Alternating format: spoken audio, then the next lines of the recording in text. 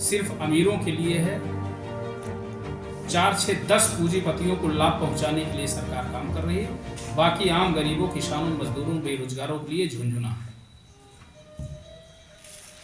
हालांकि सरकार के खिलाफ और भारतीय जनता पार्टी के खिलाफ भी तमाम तरीके के इस समय आंदोलन, चाहे सोशल मीडिया पे हो, चाहे सड़कों पे भी उतरे। हालांकि मामला सुप्रीम कोर्ट पे चला गया, लेकिन इसको जो है समाजवादी पार्टी किस रूप में देख रही है? देखिए, समाजवादी पार्टी के राष्ट्रीय अध्यक्ष आदरणीय अखिलेश यादव ने सीधे स्पष्ट कर दिया कि संवैधानिक व्यवस्था में किसी के अधिकारों का हनन नहीं होना चाहिए और कोई भी दोषी हो, किसी जात धर्म का अगर वो दोषी हो तो उसके खिलाफ कार्रवाई होना चाहिए, कोई निर्दोष फंसने ना पाए। ये सीधे राष्ट्रीय अध्यक्ष जी ने हमारे कहा था और माननीय सुप्रीम कोर्ट जी ने जो निर्णय दिया, उस निर्णय के साथ हम सुप्रीम कोर्ट के निर्णय के साथ नहीं किया। जो आम जनता को राहत देने वाली चीज़ थी, राशन, दूध, रोजमर्रा की चीज़ें, इनमें सरकार ने कोई भी राहत की घोषणा नहीं की। सरकार की जो फर्टिलाइजर्स, खाद पे, बीज पे, दवाओं पे जो सब्सिडी मिलनी थी, पूरा बजट आप पढ़ के देख लें तो डिजिटल इंडिया का सपना दिखाने वाले इस सरकार ने ना तो फर्टिलाइजर्स के टैक्स में कोई कटौती किया है, ना तो बीजों में कोई राहत दिया है। उल्टे खाद की बोरी से चोरी करने का काम इस सरकार ने किया है।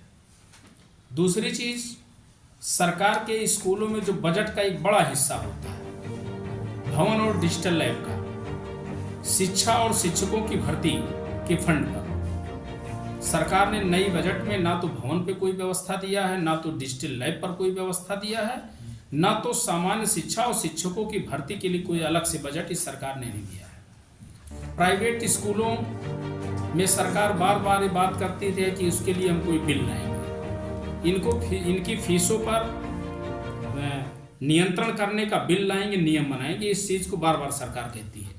लेकिन उल्टे 10 से 15% फीसों की बढ़ोतरी प्राइवेट स्कूलों में हुई है और सरकार ने इस पर लगाम लगाने का कोई बिल नहीं लाया। जब शिक्षा का क्या बजट है?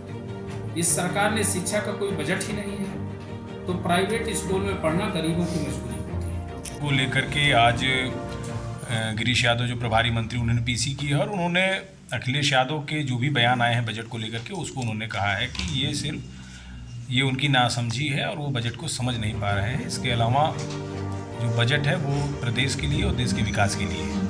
देखिए, पहली चीज़ तो हमारे संज्ञान में आया है कि प्रभारी मंत्री जी ने कहा कि अखिलेश यादव जी को कोई जानकारी नहीं है। मैं उनकी जानकारी के लिए बता दूं कि अखिलेश यादव जी को तो इतनी जानकारी है, ये वही अखिलेश यादव हैं जब कोविड वैक्सीन को सरकार ने ज़बरदस्ती लगाना शुरू किया, कर्मचारियों से लेकर के सबके पास, तो यही अखिलेश यादव जी ने कोविड वैक्सीन के बारे में कमेंट किया तो भारतीय जनता पार्टी ने जगह जगह अनाप शनाप कर दिया। लेकिन कोविड वैक्सीन का दुष्परिणाम किस तरीके से है और जो बड़े बड़े पोस्टर्स माननीय प्रधानमंत्री जी ने जगह जगह लगाए थे वैक्सीन पे, ऐसे लगता था जैसे उसका निर्माण माननीय मोदी जी ने किया। एक समय आया तो सारे पोस्टर्स हट गए। अखिलेश यादव जी ने जो भी बातें पहले से कही वो सारी चीज़ें सच साबित हुई और गिरीश यादव जी की हैसियत भारतीय जनता पार्टी में जो चक्के में ग्रीस लगाई जाती है उसके बराबर भी भाजपा में उनका सम्मान नहीं है।